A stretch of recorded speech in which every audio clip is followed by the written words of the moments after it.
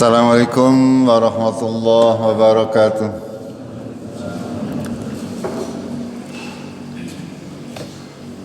Alhamdulillah, segala puji marilah kita senantiasa panjatkan kehadirat Allah Tabarak wa Ta'ala, Zat yang sudah menciptakan langit dan bumi, Zat yang sudah menciptakan kita dengan segala kesempurnaannya, Zat yang sudah memberikan kita makan, memberikan kita minum, memberikan kita pakaian.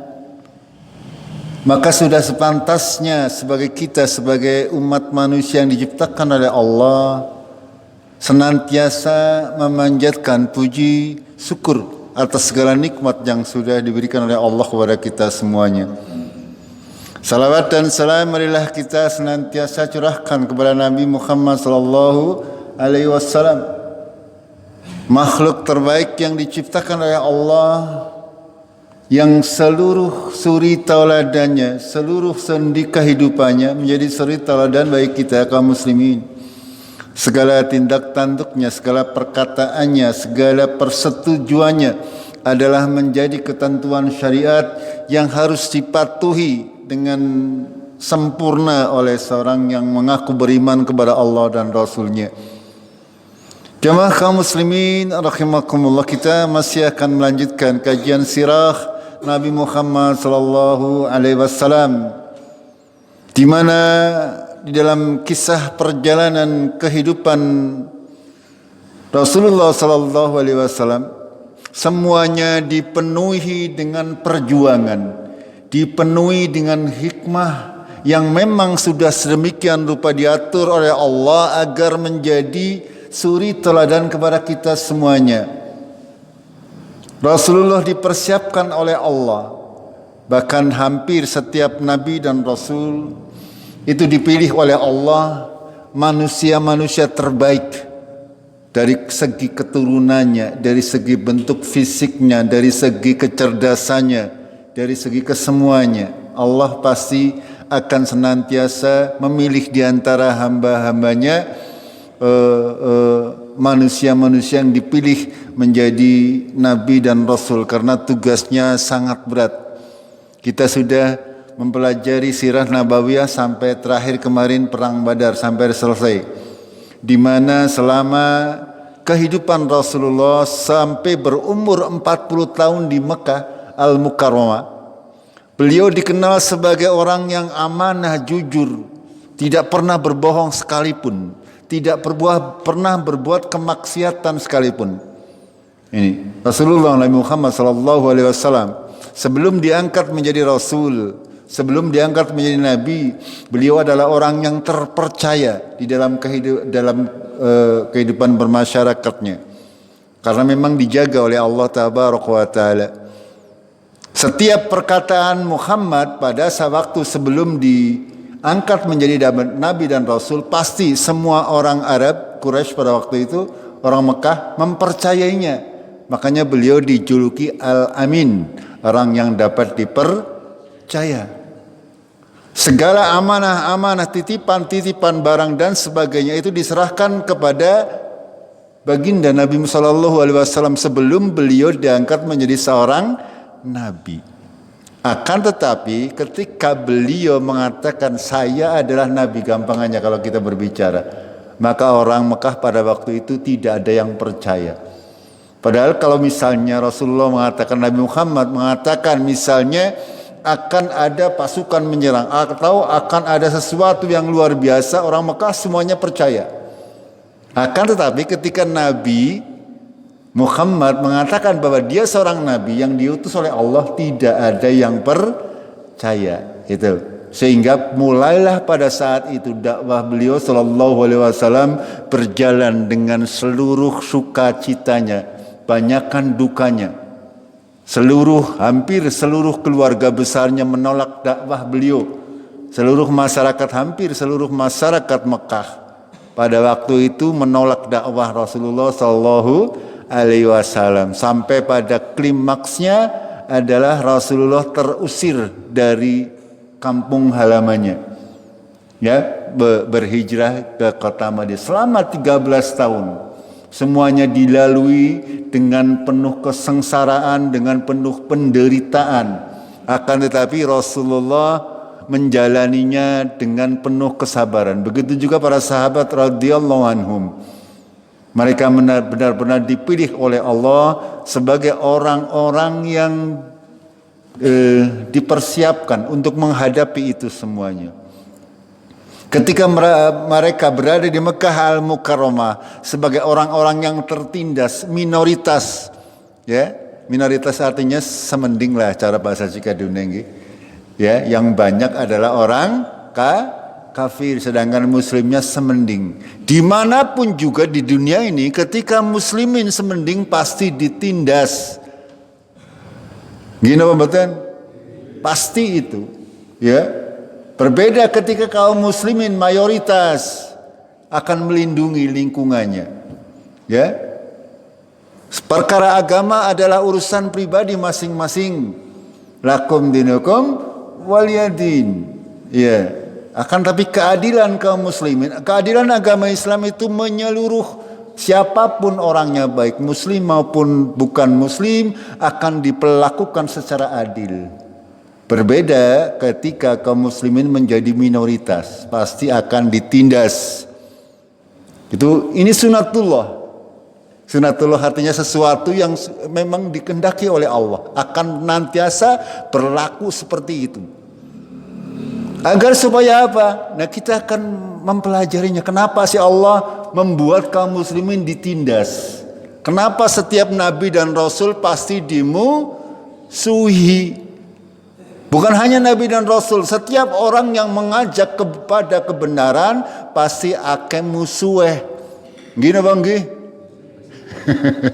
Tapi kalau orang mengajak kepada kemaksiatan, akeh batire. Ini sunatullah. Jadi setannya lebih akeh.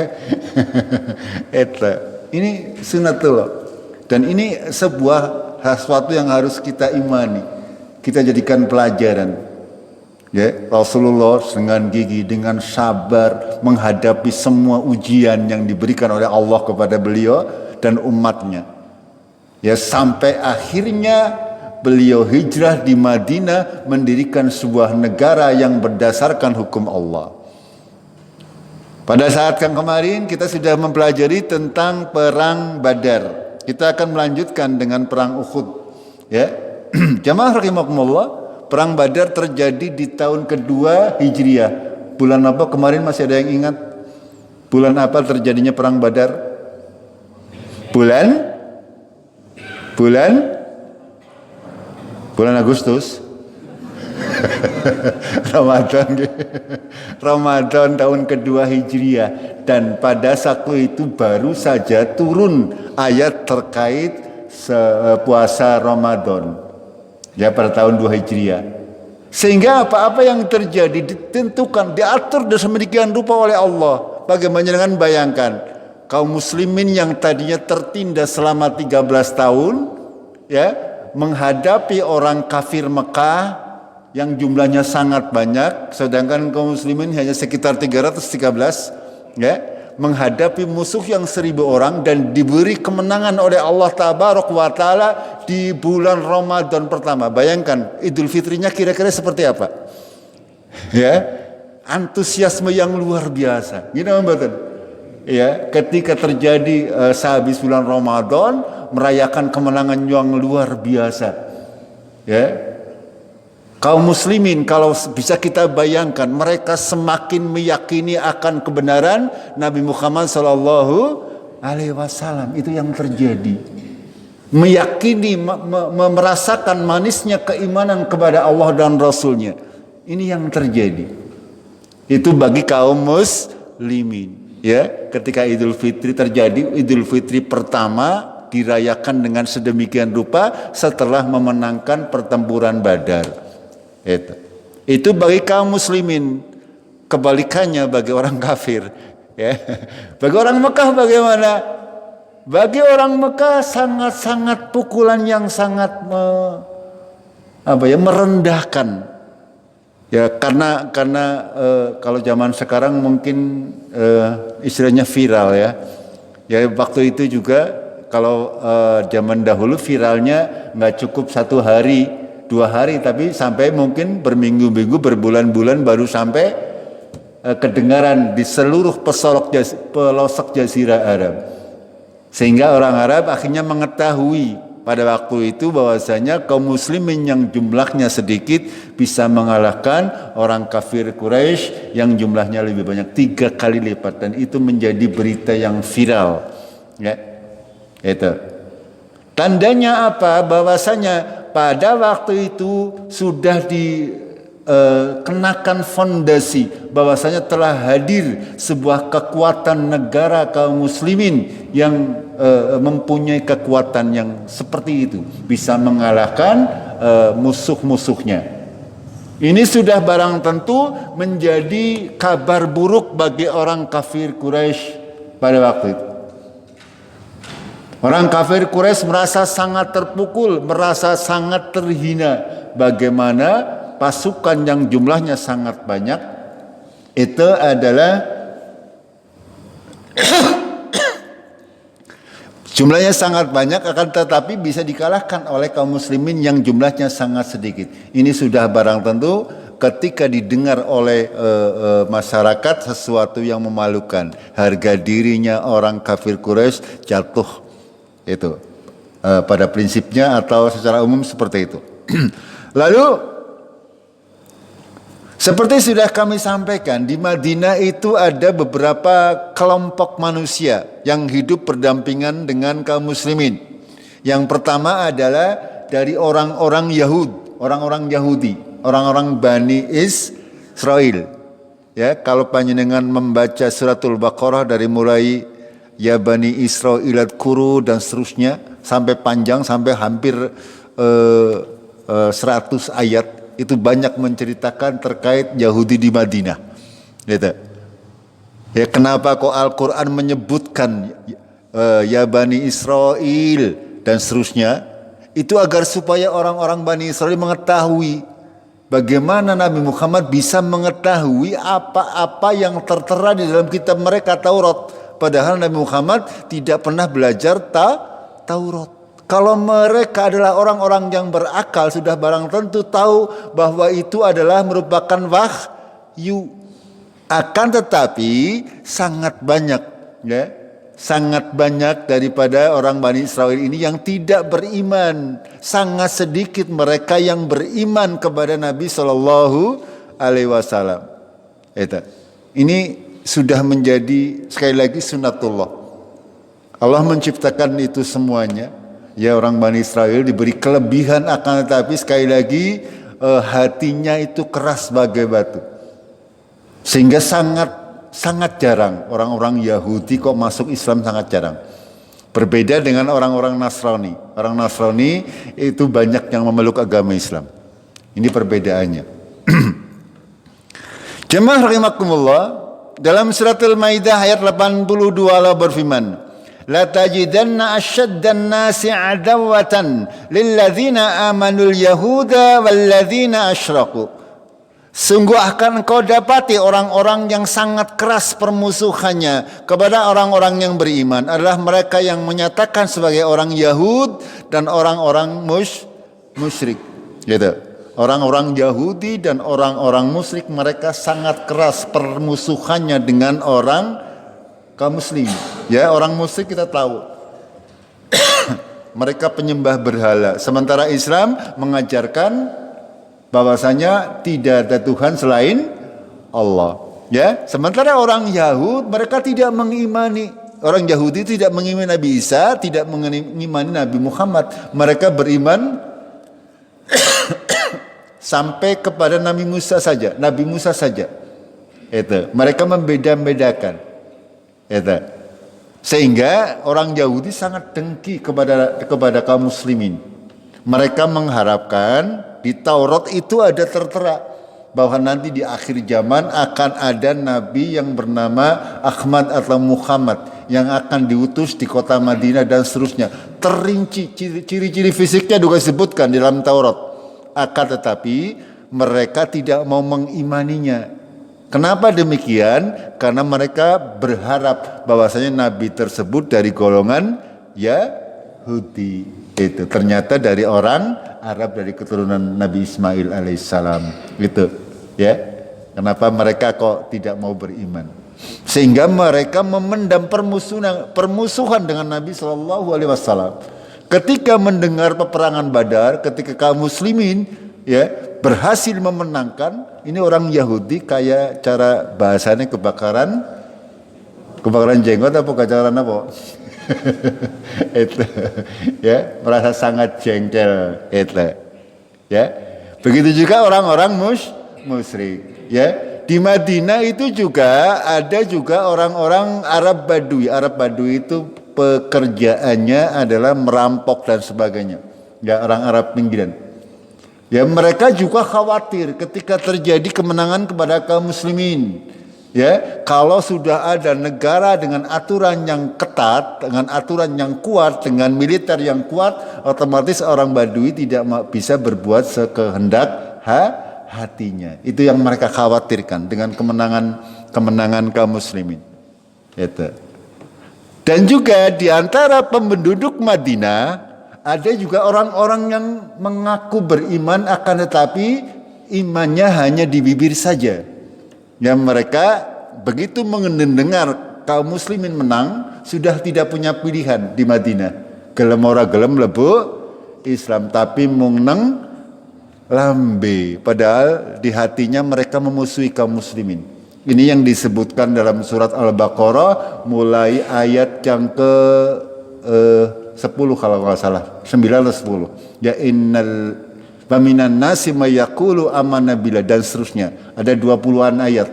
Itu bercerita tentang orang-orang munafik pada saat Rasulullah Shallallahu Alaihi Wasallam. Mereka mengatakan beriman kepada Allah dan hari akhir, akan tapi mereka tidak beriman, sejatinya tidak beriman. Mereka hanya agar supaya tidak diperangi oleh kaum muslimin. Gitu. Nanti akan kita lihat di perang Uhud ini ciri-ciri orang-orang munafik. Mereka sangat berusaha untuk menghancurkan kaum muslimin dari dalam. Istilahnya adalah musuh dalam selimut. Itu. Terlanjutkan ayatnya. Wala tajidanna aqrabuhum mawaddatan lilladzina amanu alladzina qalu inna nasara. Dan kamu akan mendapatkan orang yang kasih sayangnya lebih dekat kepada orang-orang yang beriman adalah orang-orang yang berkata sesungguhnya kami adalah Nasrani. Orang Nasrani saya sebutkan tadi. Zalika bi anna minhum qissisina wa ruhbana wa annahum la yastakbirun. Karena di antara mereka ada yang pendeta-pendeta, ada rahib-rahib dan mereka tidak sombong, tidak sombong. Di antara kaum orang Nasara, orang Nasrani, ada pendeta-pendeta dan rahib-rahib yang mereka memahami tentang hukum yang ada di Injil. Kalau Taurat itu Nabi Musa, kalau Nasrani berarti kitabnya adalah Injil. Injil itu penyempurna daripada Taurat. Orang Nasrani itu kitabnya ada 2. Ada perjanjian lama atau Taurat, ada perjanjian baru dan itu dinamakan Injil. Itu. Semuanya kitab dari Allah Tabaraka wa Ta'ala. Akan tetapi untuk yang sekarang sudah banyak dirubah oleh tangan-tangan manusia. Ini pegawaiannya siapa? Yahudi ini. Pegawaiannya orang Yahudi ini yang membuat kitab ini menjadi tidak lagi original. Tapi itu semuanya oleh Allah disempurnakan melalui Al-Quran, melalui Nabi Muhammad Sallallahu Alaihi Wasallam. Maka dalam awal surat Ali Imran Allah berfirman Alif Lam Mim apa terusnya? Allahu la ilaha illa huwal azizul hakim nazzala alaikal kitaba bil haqq musaddiqan lima baina yahdaihi wa anzalat Taurata wal Injil. Jadi Al-Quran itu sebagai pembenar dari apa-apa yang diturunkan sebelumnya daripada Taurat dan Injil, dan juga Allah menurunkan Al-Furqan ya sebagai pembeda mana yang hak dan mana yang batil. Itu. Dan jemaah rahimakumullah, nanti kalau kemarin perang Badar itu panjenengan bisa membacanya di surat Al-Anfal. Kalau perang Uhud banyak disampaikan oleh Allah di dalam surat Ali Imran. Ya, dari mulai ayat 121 sampai beberapa ayat, 20 ayat ke depan. Itu kalau panjenengan membacanya, panjenengan akan mendapati cerita-cerita tentang peperangan di Uhud. Gitu. Kita lanjutkan. Ada beberapa kelompok yang seperti sudah kami sampaikan tadi, ya, merasa terpukul atas kemenangan kaum muslimin di perang Badar. Yang pertama adalah Yahudi tadi, ya. Yahudi merasa dengki, merasa iri dengan kemenangan kaum muslimin. Itu karena pada hakikatnya orang Yahudi tahu bahwasanya Nabi Muhammad itu adalah nabi. Pada hakikatnya tahu. Pendeta-pendeta mereka, ya. Kalau di orang Yahudi itu rabi istilahnya. Kalau di Kristen adalah, kalau di Nasrani adalah rahib dan pendeta. Kalau di agama Yahudi namanya rabi. Kalau di agama Islam namanya apa? Kalau di Jawa kiai. Kalau di Arab itu syekh, ya, ataupun ulama, ataupun ustaz. Itu seperti itu, ya. Kalau di masing-masing agama itu sebutannya berbeda-beda. Itu. Lalu musyrikin juga, ya, sangat terpukul atas kemenangan kaum musyrik Mekah ini yang sangat merasakan langsung, ya, akibat dari peperangan Badar. Begitu juga dengan kaum munafik, ya. Ini diceritakan oleh Allah dalam Al-Quran, dipelopori oleh seorang yang bernama Abdullah bin Ubay. Ini tokoh munafikin, ya, orang Madinah, berasal dari suku Khazraj, ya. Suku di Madinah ada dua, ada Aus dan Khazraj, ya. Itu dahulunya saling berperang. Begitu Islam datang, mereka berhasil disatukan.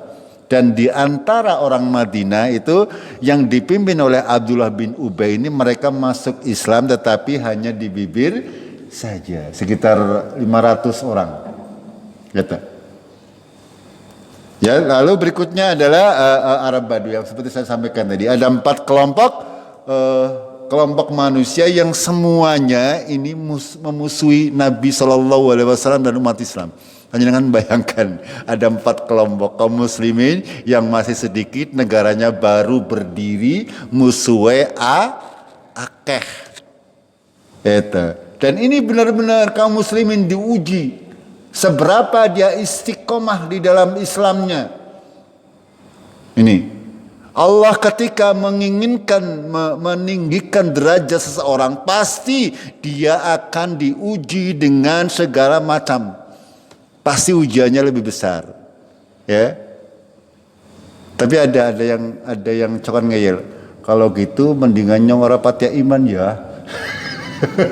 Amur iman kedurunnya ujiannya kakek. Apakah seperti itu? Ya, tidak boleh seperti itu. Ya, kita harus berusaha mencari itu.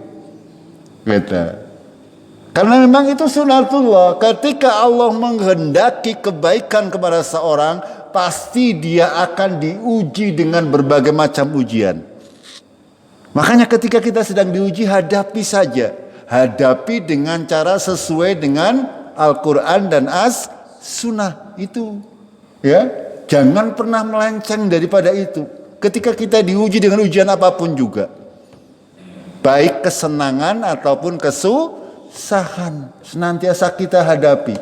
Allah mengetes kita, ya, apakah kita benar-benar beriman atau hanya imannya di pinggir, di pinggir jurang.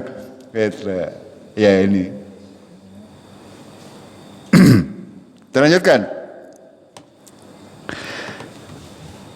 Panjenengan perhatikan, ini 7 hari setelah perang Badar, ya, berarti pada bulan Syawal 7 hari, Barbada, katas-katas.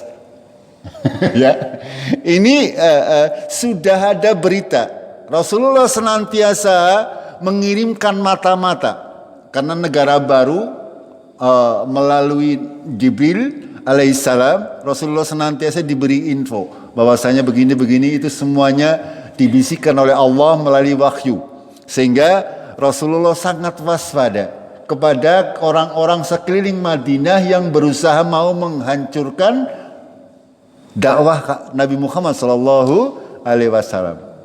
Ya, sekumpulan orang sedikit tapi membawa ajaran baru, ya, membawa ajaran baru yang bertentangan dengan ajaran secara umum di Jazirah Arab pada waktu itu, sehingga banyak sekali musuhnya.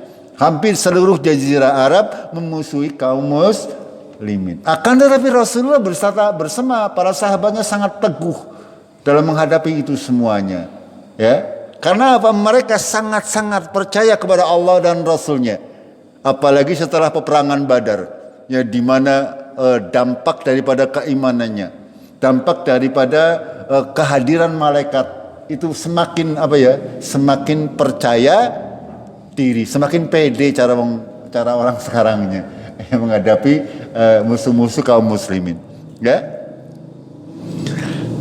pada bulan Syawal sehabis perang Badar, ya, kurang lebih sepekan sesudah perang Badar, Nabi Muhammad sudah mengutus para sahabatnya untuk menyerang Bani Sulaim dan Bani Ghatafan. Ya, ini cara orang zaman dulu. Bani itu berarti apa? Keluarga, ya, keturunan. Kalau di sini ya Jawa, Sunda, atau yang lebih kiri daripada itu. Karena di Arab pada waktu itu, hampir di seluruh dunia juga hampir, ya, itu kelompok-kelompok keluarga itu membentuk suatu komunitas sehingga membentuk sebuah negara kecil. Istilahnya seperti itu. Mereka mempunyai pemimpin sendiri, mempunyai kepala suku sendiri, mempunyai pasukan sendiri dan sebagainya. Ya. Kalau sudah yang namanya bani-bani dalam pada saat itu adalah mereka seolah-olah negara kecil, ya, dipimpin oleh seorang kepala suku, gitu. Itu yang ada di sekitar Jazirah Arab pada waktu itu. Dan Nabi Muhammad Shallallahu Alaihi Wasallam itu mendirikan sebuah negara bukan berdasarkan bani-bani ini, akan tapi berdasarkan Al-Quran dan As-Sunnah yang menyatukan seluruh manusia. Ya, tanpa pandang bulu, baik orang kaya, orang miskin, baik orang merdeka maupun budak, semuanya diakui sama haknya di dalam Islam ketika sudah masuk Islam. Inna akramakum indallahi atqakum. Yang dilihat hanya ketakwaannya ketika masuk Islam. Semuanya dipandang sama. Itu, ya. Lalu Nabi SAW mengerahkan 200 penunggang kuda untuk menyerang kabilah-kabilah tersebut. Ya, pada kenyataannya tidak ada perlawanan. Ya, Bani Sulaim dan Bani Ghatafan sudah ketakutan duluan. Padahal jumlahnya luar biasa banyak. Ya, cuma hanya diperintahkan oleh Nabi hanya 200 orang terbaik para sahabat. Diperintah untuk mendatangi Bani Sulaim dan Bani Ghatafan. Apakah mau menyerang Madinah atau tidak? Akan tetapi ternyata, ya, mereka tidak berani melawan, bahkan lari ketika disambangi. Ini, ya, kenapa? Karena berdidisit. Ya, jamaah rahimakumullah, ini semuanya diatur oleh Allah Tabaraka wa Ta'ala. Musuh-musuh kaum muslimin semuanya dibuat apa? Dibuat gentar. Ini. Ya, kadang-kadang masalah kita, ya, masalah dalam kehidupan sehari-hari, ya, kadang-kadang antara wong wani, ya, dengan orang tidak berani itu semuanya berasal dari hati. Ya, kalau kita berani, siapapun musuhnya, berapapun musuhnya, kita hadapi. Ya, kita hadapi, itu asal kita benar, ya Allah pasti menolong. Ini keyakinan para sahabat itu seperti itu.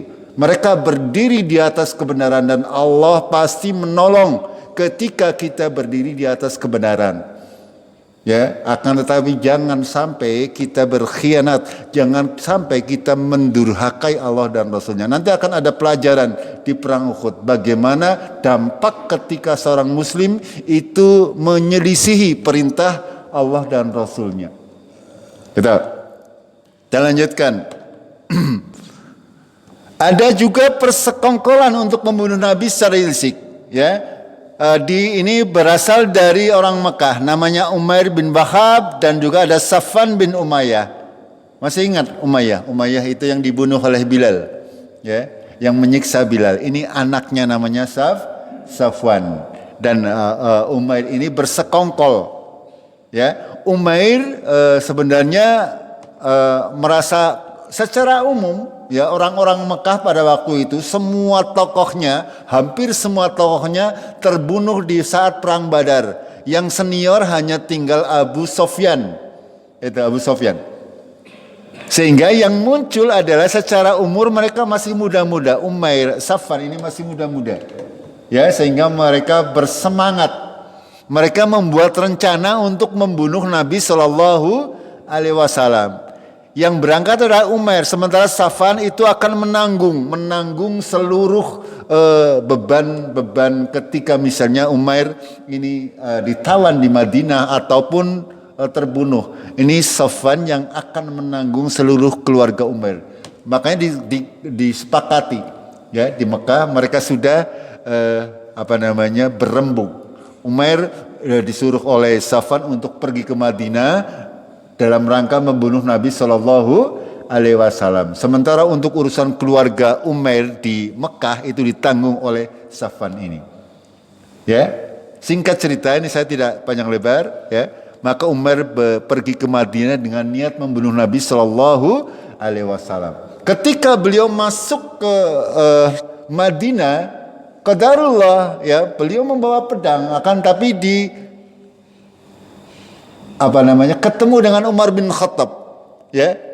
Kurang lebih Umar bin Khattab mengatakan itu Umair pembesar dari orang kafir, penjahat kelas kakap, itu harus diawasi. Tidaklah dia datang ke Madinah kecuali untuk membuat kerusakan. Ya, sehingga ketika Umar masuk ke Madinah mengaku kepengen bertemu Nabi, dikawal oleh Umar bin Khattab sambil paribasane. Cara orang sekarang itu todong, ya, ditodong dengan apa zaman dahulu dengan pedang, lehernya itu dikalungi pedang gitu, seperti itu. Ya, lalu dihadapan kepada Rasulullah Shallallahu alaihi wasallam. Akan tetapi sebuah mukjizat dari Rasulullah, apa yang disampaikan atau yang diperbincangkan antara Umair dan Safwan sewaktu di Mekah itu disampaikan oleh Nabi Shallallahu alaihi wasallam pada saat itu, ya, bahwasanya Umair dan Safwan sudah bersepakat untuk membunuh Nabi, itu disampaikan oleh Nabi kepada Umair. Itu. Sehingga apa yang terjadi? Umair langsung masuk Islam bersahadat.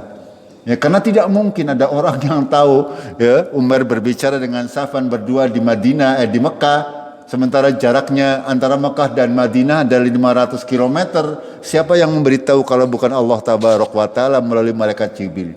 Sehingga begitu Umair yang niatnya adalah untuk membunuh Nabi, akan tetapi pada akhirnya Umair masuk Islam.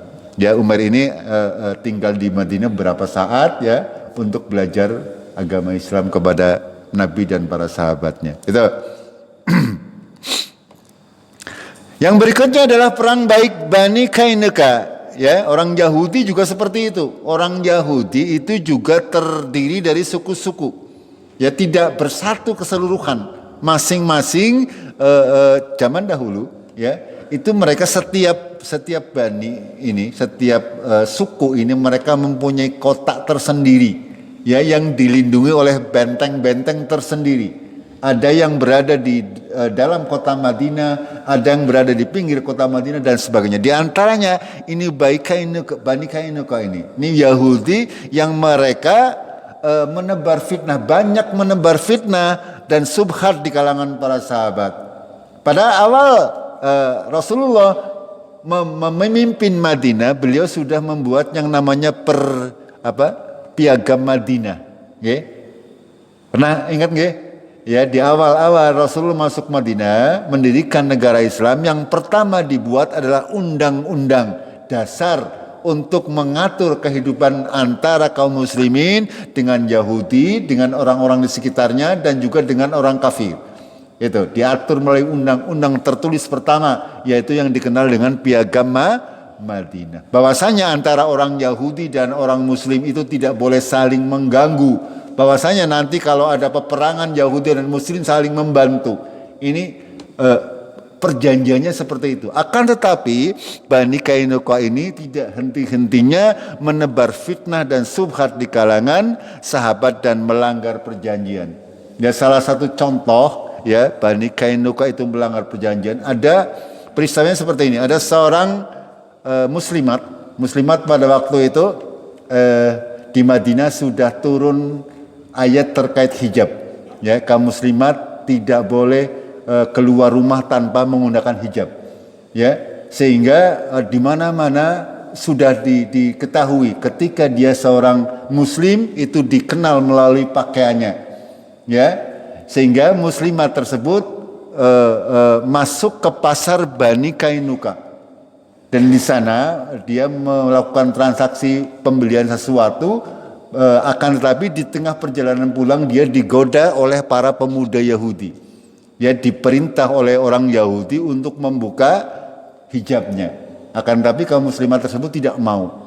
Ya, ketika muslimat sedang berjalan, ya sudah menghindari, ditarik dari belakang. Itu kudungnya, sehingga yang terjadi terlepas. Ya, muslimat tersebut terlihat auratnya, terlihat wajahnya dan terlihat tubuhnya, walaupun tidak semuanya. Ini merupakan sebuah penghinaan. Pada waktu itu ada seorang muslim yang mengetahui, ya langsung melakukan tindakan, dibunuhlah orang Yahudi tersebut, ya, karena melakukan pelecehan terhadap kaum muslimat. Akhirnya sang muslim yang membunuh orang Yahudi tersebut dikeroyok ramai-ramai di pasar orang Bani Kainuqa ini. Ini kisah awalnya kenapa Nabi Muhammad SAW melakukan pengepungan dan penyerangan kepada Bani Kainuqa ini, karena mereka melanggar perjanjian. Padahal mereka juga termasuk kuat. Di antaranya mempunyai 700 ya tentara. Ya, Bani Kainuqa ini pegawaiannya adalah pembuat senjata-senjata. Ya, membuat golok, membuat perisai, membuat pedang dan sebagainya. Akan tapi ketika Rasulullah mengepung, mereka tidak berani melawan. Ini subhanallah. Ya, sekali lagi musuh-musuh Islam semuanya dibikin ciut nyalinya oleh Allah Tabaraka wa Ta'ala. Ya, hanya karena peperangan Badar. Itu. Ketika Allah mengatur itu semuanya adalah sangat mudah, ya. Allah memasukkan rasa takut kepada seseorang itu sangat mudah. Walaupun orangnya kecil, ya, kadang-kadang ada orang kecil tapi ditakuti. Itu seperti itu. Tidak mesti harus orang yang besar yang ditakuti. Ini Allah semuanya mengatur itu semuanya. Sehingga orang Yahudi Bani Kainuqa ini tidak mempunyai keberanian untuk melawan Rasulullah Sallallahu Alaihi Wasallam, sehingga diusir sampai ke pinggiran negeri Syam. Negeri Syam itu yang sekarang terkenal dengan Syria, Lebanon, ya Palestina, itu namanya negeri Syam. Itu di sebelah utara wetannya daripada Jazirah Arab.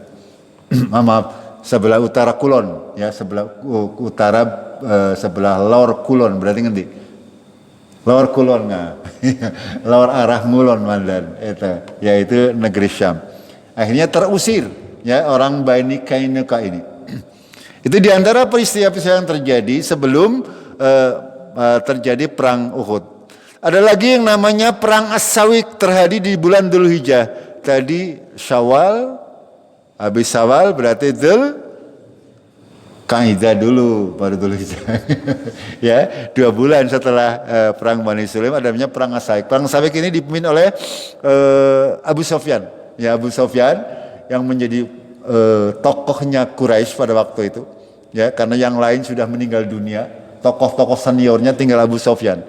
Sehingga dia punya azam, nyong ora Arab menang sebelum bisa menyerang Madinah. Akan tetapi yang terjadi, Abu Sufyan bersama 200 orang penunggang kuda, dia menuju Madinah. Akan tetapi tidak berani untuk langsung frontal menyerang. Dia hanya menyerang dari pinggiran. Ya, menyerang ketika ada orang yang keluar dari gerbang Madinah lalu diserang, dibunuh dan sebagainya. Sampai akhirnya Rasulullah mendengar itu semuanya, beliau keluar bersama beberapa sahabatnya lalu mengejar rombongan atau bala tentara Abu Sufyan beserta 200 orang. Ya, pada akhirnya Abu Sufyan lari terbirit-birit sehingga dia meninggalkan karena membawa beban yang banyak. Beban itu berupa asawik. Asawik ini adalah, ada yang mengatakan kurma, ada yang mengatakan gandum sebagai perbekalan. Karena perjalanan jauh mereka senantiasa membekal. Karena sedang dikejar maka sawiknya ini dibuang. Ya, banyak sawiknya sehingga akhirnya menjadi ghanimah. Menjadi ghanimah, menjadi harta rampasan perang yang dikuasai oleh kaum muslim. Makanya ini dikenal dengan perang As-Sawik. Ada beberapa korban dari kaum muslimin, ya, orang-orang yang berada di pinggiran kota Madinah sempat diserang dan dibunuh oleh rombongan Abu Sufyan. Jamaah rahimakumullah, Abu Sufyan ini nanti pada akhirnya masuk Islam. Dia pada akhirnya, tapi ini belum, masih kafir. Terlanjut. Yang berikutnya adalah perang Zi Amr, bulan Muharram, ya. Hampir setiap bulan gitu. Perang Ramadan, Syawal tadi, ini terus Dzulhijjah bulan haji berarti mau. Lalu sehabis Dzulhijjah berarti Muharram. Itu tahun yang ketiga Hijriah.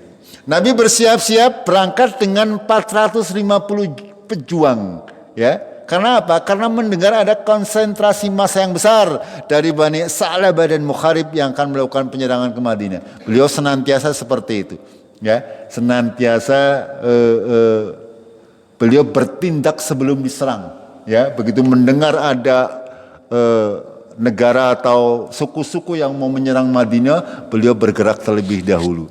Ya, beliau sampai di sana tidak mendapatkan perlawanan, ya.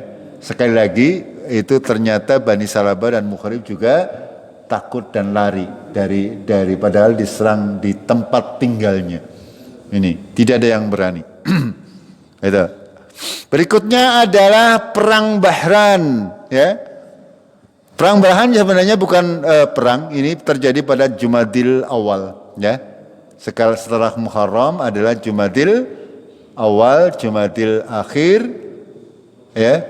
Rabiul Awal, Rabiul Akhir, Jumadil Awal itu berarti 2 bulan setelah perang Zi Amr ini. Gitu. Ini adalah patroli, artinya Rasulullah menunjukkan kekuatan kaum muslimin dengan berkeliling di sekitar kota Madinah, ya. Untuk menunjukkan kekuatan Nabi SAW bersama pasukan kaum muslimin. Jumlahnya 300 orang, tidak banyak. Ini berpatroli agar supaya orang-orang suku-suku Arab yang mau menyerang Madinah mengetahui, ya, bahwasanya kaum muslimin punya kekuatan. Ini tujuannya. Lalu yang berikutnya adalah Brigade Zaid bin Kharisah, terjadi pada bulan Jumadil Akhir, sebulan kemudian. Ya, penyebabnya adalah seperti ini, ya. Orang Mekah kita sudah tahu bahwasanya mereka mengandalkan perekonomiannya, mengandalkan perdagangan ke negeri Syam, ya. Dalam surat Quraisy, li ilafi Quraisyin ilafihim rihlatas syita'i was-sayf falya'budul bahadal bait alladzi ngamahum min jungil wa amanum min khawf. Ya, ingatlah orang Quraisy tentang perjalanan mereka di musim panas dan musim dingin. Kalau musim panas itu mereka melakukan perdagangan ke Syam, dan kalau musim dingin mereka semacam liburan ke negeri Yaman, dan qadarullah semuanya melewati kota Madinah, sehingga perekonomian orang Mekah itu sangat tergantung kepada perdagangan yang terjadi di musim panas dan di musim dingin. Setelah peperangan Badar, itu orang Mekah itu bingung. Ya, ketika mereka melakukan perdagangan, pasti akan melewati Madinah. Sehingga setiap mereka melakukan itu, mereka diserang oleh Nabi Muhammad alaihi wasallam sehingga mereka semakin apa? Semakin gempung apa ya cara bahasa Jawa? Semakin jengkel dengan kaum muslimin. Dan mereka sudah berusaha, ini dipimpin oleh Safwan bin Umayyah, berusaha untuk mencari jalur alternatif. Jalur alternatif yang biasanya 1 bulan perjalanan dari Mekah ke Syam, ke daerah Syria, Palestina dan sebagainya memakan waktu 1 bulan. Mereka harus memutar yang tidak melewati Madinah, akan tapi waktunya bisa sampai 2 bulan. Dan ini Brigadir Zaid bin Harisah ini mengetahui, Rasulullah mengetahui ternyata. Nah, ini mengutus Zaid bin Harisah untuk mencegat rombongan ini yang sudah berusaha untuk melewati perjalanan yang 2 kali lipat. Ya, wis kepengin aman, dia melakukan perpindahan rute perjalanan yang jauh lebih jauh, akan tapi ternyata diketahui juga oleh kaum muslimin. Dan pada waktu itu kafilah Quraisy semuanya berhasil dikalahkan oleh Zaid bin Harisah dan barang dagangannya menjadi ghanimah. Dan ini menjadi titik nadir daripada orang-orang Mekah ini. Ini mau nggak mau harus apa? Harus perang ya. Mau nggak mau harus diperangi. Ini kalau dibiarkan Mekah akan hancur perekonomiannya. Itu kurang lebih seperti itu. Ini kira-kira faktor-faktor yang menjadi penyebab perang Uhud atau penyebab orang kafir Quraisy adalah merasa perlu untuk segera menyelesaikan ya permasalahan dengan kaum muslimin. Sehingga ketika terakhir tadi ya kabilah yang dipimpin oleh Safwan bin Umayyah berhasil dirampas oleh kaum muslimin. Mereka semua orang kafir Quraisy ini, tokoh-tokohnya ini mereka berkumpul ya untuk membuat perlindungan, untuk membuat atau untuk mempersiapkan peperangan besar melawan kaum muslimin di Madinah. Ya, ini tokoh-tokohnya. Kalau zaman perang Badar itu tokohnya adalah Abu Jahal, Umayyah dan sebagainya. Kalau di perang Uhud ini tokoh-tokohnya yang masih muda. Ini Ikrimah bin Abu Jahal. Ya, beliau juga nanti masuk Islam. Ya, beliau di akhir di pembebasan kota Mekah. Safwan bin Umayyah, Abu Sufyan, Abdullah bin Rabi'ah. Ini 4 orang yang mengompor-ngompori orang Mekah untuk keluar ya, untuk keluar menyerang Madinah, menyerang kaum muslimin. Karena ketika sebuah negara mau berperang sudah pasti membutuhkan pasukan yang banyak, membutuhkan perbekalan yang banyak. Dan Abu Sufyan ini yang memimpin, ya, mengkoordinir agar supaya masing-masing suku mau mengeluarkan putra-putra terbaiknya untuk ikut menyerang Madinah dan juga menyediakan perbekalannya, menyumbangkan hartanya untuk memerangi kaum muslimin, gitu. Jemaah rahimakumullah, ini digambarkan oleh Allah Tabaraka wa Taala dalam surat Al-Anfal, ya, orang-orang kafir yang mereka mempersiapkan atau berinfak hartanya untuk memerangi Allah dan Rasulnya. Dalam Al-Quran Allah menyebutkan, innal ladzina kafaru yunfikuna amwalahum liyasuddu an sabilillah fasayunfikunaha summa takunu alaihim khasratan summa yughlabun. Ya, sehingga orang-orang kafir mereka menafkahkan hartanya agar supaya mereka menghalang-halangi manusia dari jalan Allah. Maka mereka akan menafkahkan hartanya, kemudian nafkah tersebut akan menjadi kerugian atau menjadi penyesalan, ya, karena mereka summa yughlabun, kemudian mereka akan dikalahkan. Walladzina kafaru ila jahannam yuhsyarun, dan pada akhirnya orang-orang kafir mereka akan dikumpulkan ke dalam neraka jahannam. Ini, ya, orang-orang kafir mereka senantiasa seperti itu.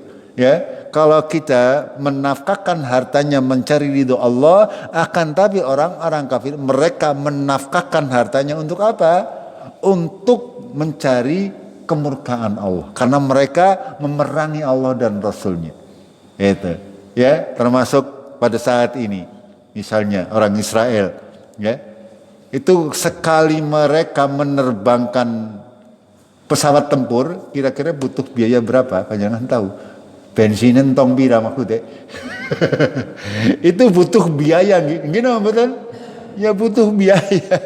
Akan tapi tujuannya apa? Untuk berbuat dosa, membunuh orang yang tidak berdosa. Ini artinya orang kafir menafkahkan hartanya yang membuat nafkahnya tersebut menjadi penyesalan. Itu. Kalau kita menafkahkan hartanya untuk mengharapkan ridho Allah, akan tapi orang kafir mereka menafkahkan hartanya bukan mendapatkan ridho Allah, tapi justru mendapatkan kemurkaan Allah. Sama kalau di lingkungan masyarakat seperti ini, ya orang yang awean duit misalnya, awean duit, nganakin gue tuku apa? Tuku apa? Ciu. Ya, dia mendapatkan hartanya untuk apa? Untuk membuat masyarakat atau orang-orang muda menjadi pemabok misalnya. Itu bukan mendapatkan ridho Allah, justru dia menafkahkan untuk mendapatkan kemurkaan Allah. Berbeda dengan kaum muslimin, dia nafkahkan hartanya di jalan Allah. Contoh ya di Idul Adha nanti kita menginfakkan harta kita untuk bersedekah. Itu yang baik-baik. Kaum muslimin seperti itu. Orang kafir senantiasa seperti itu. Dia membelanjakan hartanya ngonanggap.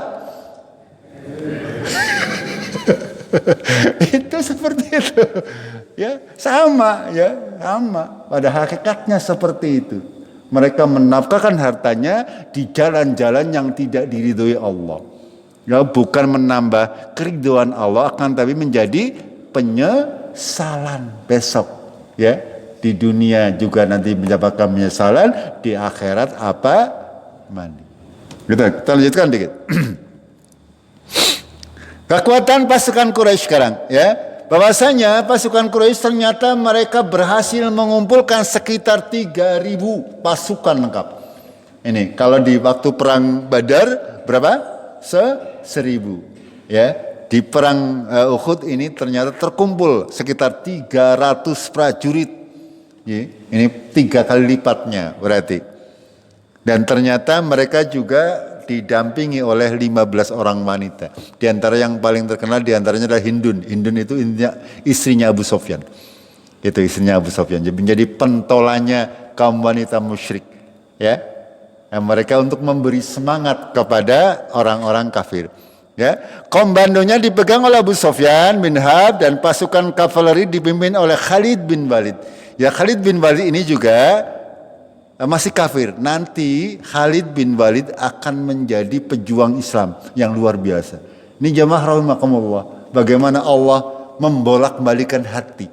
Ya, Khalid bin Walid ini tadinya musuh kaum muslimin. Beliau yang berhasil memporak-porandakan pasukan kaum muslimin di perang Uhud. Akan tapi ketika Allah sudah membuka hatinya, Khalid ini nanti menjadi panglima perang kaum muslimin yang tidak pernah kalah. Ini, ya, begitu juga dengan Ikrimah bin Abu Jahal. Ya, beliau nanti akan menjadi seorang muslim yang taat. Begitu juga Abu Sufyan. Tapi pada saat ini tidak, belum. Gitu. Lalu pasukan Mekah bergerak dengan semangat yang menggelora, dilatar belakangi oleh dendam membara akan kekalahan pada Badar. Ya, jamaah rahimakumullah, lalu mereka berangkat dan ini diketahui oleh Nabi Shallallahu Alaihi Wasallam. Ya, di Mekah itu masih ada Al-Abbas. Al-Abbas adalah paman Rasulullah Shallallahu Alaihi Wasallam. Di Badar itu beliau sempat menjadi tawanan. Setelah ditebus, beliau balik ke Mekah. Akan tapi Abbas ini sebenarnya sudah kepengin memeluk agama Islam, hanya belum mengucapkan syahadat. Ya, ketika terdengar kabar bahwa pasukan Quraisy ini sudah berangkat, maka Abbas ini segera mengutus orang ya untuk membawa surat terkait pergerakan pasukan Quraisy ke Nabi Muhammad Sallallahu Alaihi Wasallam. Ya. Selama diriwayatkan di kitab-kitab sahih bahwasanya utusannya Abbas ini menempuh perjalanan sekitar 3 hari ya antara Mekah dan Madinah. Mekah Madinah itu sekali lagi adalah sekitar 500 kilometer antara Lumbir Jakarta namanya. Ada nggih Lumbir Jakarta ya buat ya? Iya sekitar 500. Zaman dahulu pakai kuda paling banter. Ya kalau pakai unta ya suwe banget. Kalau berjalan kaki ya seminggu. Ya panjenengan kalau coba saja ke Jakarta melaku. Itu ya 1 minggu. Itu ya pakai kuda ya. Di waktu ditempuh dalam waktu 3 hari sehingga berkirim surat sehingga Rasulullah Shallallahu Alaihi Wasallam mengetahui mempersiapkan ya segala sesuatu dalam menghadapi kedatangan orang Mekah. Pasukan Mekah sampai di batas Madinah dan berkemah di dekat Gunung Uhud. Ya, Gunung Uhud itu belum masuk kota Madinah. Kalau zaman dahulu itu kota Madinah di depannya ini ada pintu gerbang, ya pintu gerbang, pintu benteng, ya. Setiap orang yang keluar masuk kota Madinah harus melewati benteng tersebut dan benteng itu dijaga, ya. Sehingga sementara Uhud itu kalau panjenengan yang pernah ke sana mungkin alhamdulillah sudah melihat ya itu gunung-gunung bukit-bukit kecil ya berada beberapa kilometer dari gerbang kota Madinah.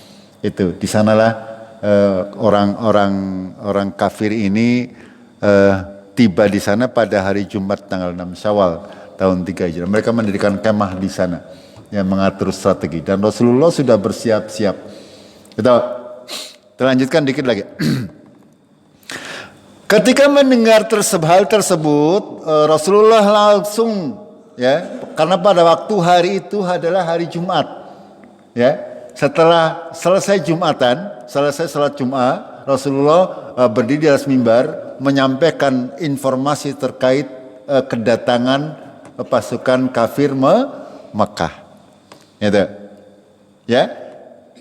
Dan beliau mengabarkan kepada para sahabatnya pada malam Jumatnya Rasulullah SAW bermimpi dan keesokan paginya beliau ceritakan di hadapan para sahabatnya seraya berkata, kata Rasulullah, demi Allah sungguh semalam aku bermimpi baik. Aku bermimpi ada beberapa ekor sapi yang disembelih, pedangku sumbing dan aku memasukkan tanganku ke dalam baju perangku. Adapun sapi yang disembelih adalah terbunuhnya beberapa orang dari sahabatku. Selain itu, sumbingnya pedangku adalah tanda terbunuhnya seorang dari anggota keluargaku. Ini ya. Perlu panjenengan ingat kalau mimpinya seorang nabi itu adalah wahyu. Beda kalau mimpi ini panjenengan. Mimpi saya juga beda. Qadarullah saya mimpi berenang semalam. Ya. Berenang tiba-tiba sekarang ngamben. mimpi berenang ya seperti itu ya namanya mimpi. Katanya kedubrak tiba sekarang ngamben. Itu mimpinya orang biasa. Berbeda dengan mimpi Nabi Shallallahu Alaihi Wasallam. Beliau mimpinya seperti itu dan beliau mentakwilkan langsung. Ya, beliau sudah mendapat firasat atau wahyu dari Allah bahwasan nanti di peperangan Uhud ya ada banyak kaum muslimin yang akan menjadi syuhada, akan terbunuh di medan peperangan dan juga termasuk di dalamnya adalah terbunuhnya Hamzah bin Abdul Muthalib, paman Nabi Shallallahu Alaihi Wasallam. Beliau nanti terbunuh pada peperangan Uhud yang berarti besoknya, ya terjadi besoknya. Ini masih malam Jumat. Dan juga dalam hadis yang lain beliau bersabda, ya dalam riwayat lain, aku bermimpi mengayunkan pedang lalu patah. Ternyata itu adalah isyarat kekalahan yang menimpa kaum muslimin dalam perang Uhud. Kemudian aku ayunkan kembali, maka pedang itu pun menjadi tampak lebih bagus dari sebelumnya. Ternyata itu adalah pertolongan Allah dan bersatunya kaum muslimin. Aku juga bermimpi melihat beberapa ekor sapi. Demi Allah sangat baik dan ternyata mereka adalah kaum mukminin yang terbunuh dalam perang Uhud. Itu jamaah rahimakumullah. Ya, Rasulullah sebenarnya sudah tahu besok peperangan Arab kalah. Tapi Rasulullah mundur? Ya tidak. Karena perintahnya adalah untuk keluar berperang di jalan Allah. Rasulullah tidak mundur. Ya, karena tidak ada perintah. Jamaah rahimakumullah, seorang muslim ketika ada perintah peperangan, mundur dari peperangan itu dosa besar. Itu dosa besar, tidak boleh. Tidak boleh. Kecuali untuk siasat perang. Kecuali, ya. Kalau lagi peperangan kau melayu atau umpetan itu dosa besar. Sia-sia perjuangannya. Eta. Lalu berikutnya, ya, beliau bermusyawarah kepada para sahabatnya. Ya, bagaimana cara menghadapi orang kafir Mekah? Apakah kita bertahan di dalam Madinah atau kita keluar menyerang mereka atau di luar kota Madinah? Ya, ini para sahabat kan macam-macam ya. Ada yang muda, ana sing tua, ana sing ya sama seperti kita. Ana sing nyontok kepengen perang bayu, ya. Ora metu ngoyong darani ora wani. Misalkan seperti itu. Ada yang mengatakan, ya kita bertahan di Madinah saja ya sambil menunggu serangan mereka dan sebagainya. Itu. Nabi SAW sebenarnya lebih condong kepada bertahan di kota Madinah, tidak keluar menyerang.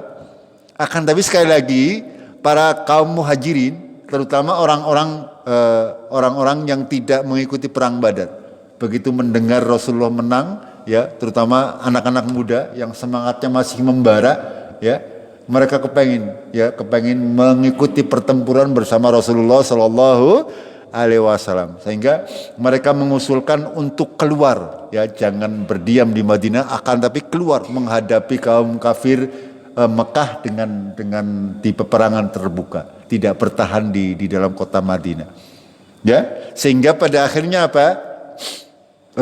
Rasulullah masuk ke dalam rumahnya, ya, seolah-olah sebenarnya Rasulullah tidak suka, akan tapi Rasulullah masuk ke dalam rumahnya lalu meminta Aisyah untuk mempersiapkan baju perangnya, membicarakan pedangnya, mempersiapkan perisainya dan keluar dari rumahnya dalam keadaan sudah memakai pakaian perang. Ya, ketika melihat hal tersebut, para sahabat bisik-bisik rupanya, ya, bisik-bisik cara wong Cikadune, kosi sing marakna kae. Seolah-olah memaksa Rasulullah kon metu. Aku udah diorang kepenak gampangannya seperti itu.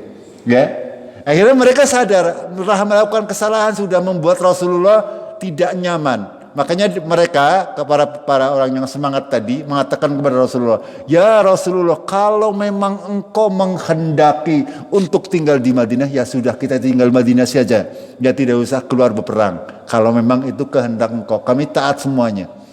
Akan tapi semuanya sekali lagi sudah diatur oleh Rasulullah. Lalu Rasulullah bersabda dengan sebuah sabda yang masyhur, ya. Tidak pantas bagi seorang nabi ketika sudah menyandang perang, dia memasukkan ke dalam sarungnya kecuali sudah bertempur dengan musuhnya sampai Allah menentukan siapa yang menang dan kalah. Itu. Nabi itu seperti itu. Kalau sudah memakai pakaian perang itu tidak boleh lepas kecuali sudah berperang. Ini mengandung pelajaran pada kita. Kalau kita sudah bermusyawarah, kalau kita sudah berazam, jangan ragu. Itu. Ya, kalau ragu-ragu akhirnya apa? Semuanya menjadi kacau. Melaku selangkah mall orang kayak gie. Itu. Ya, kalau sudah kita mempunyai rencana, mempunyai planning yang benar, jalankan. Ya, jalankan. Yang penting itu semuanya sudah diatur dengan baik, dengan sempurna, tidak melanggar perintah Allah dan Rasulnya, itu tinggal dijalankan. Perkara hasil, urusan belakang. Gitu.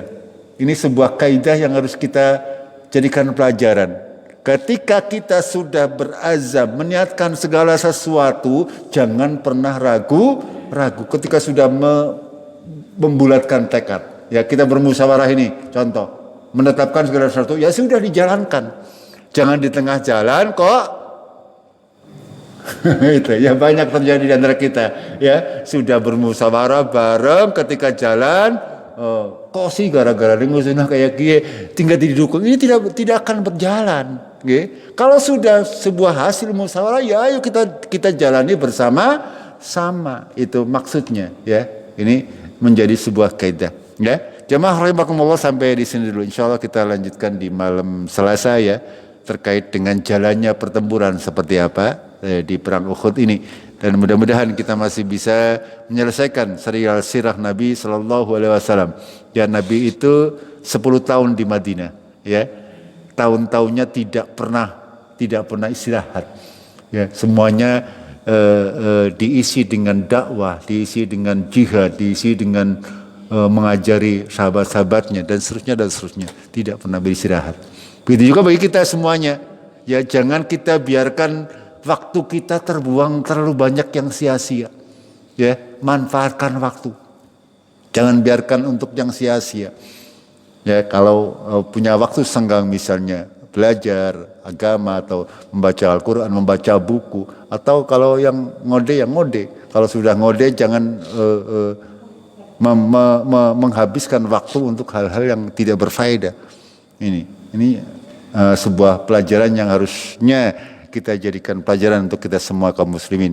Karena sekali lagi umur kita sangat terbatas. Ya, umur kita sangat terbatas. Kalau kita tidak berpacu dengan waktu kita akan ketinggalan kereta. Ya, tahu-tahu meninggal dunia, kita belum banyak bekalnya. Ini yang harusnya kita persiapkan dari mulai sekarang. Jemaah rahimakumullah, itu saja dulu. Kita akhiri dengan kafaratul majlis. Subhanakallahumma bihamdik, asyhadu an la ilaha illa anta, astaghfiruka wa atubu ilaik. Billahi taufik wal hidayah. Assalamualaikum warahmatullahi wabarakatuh.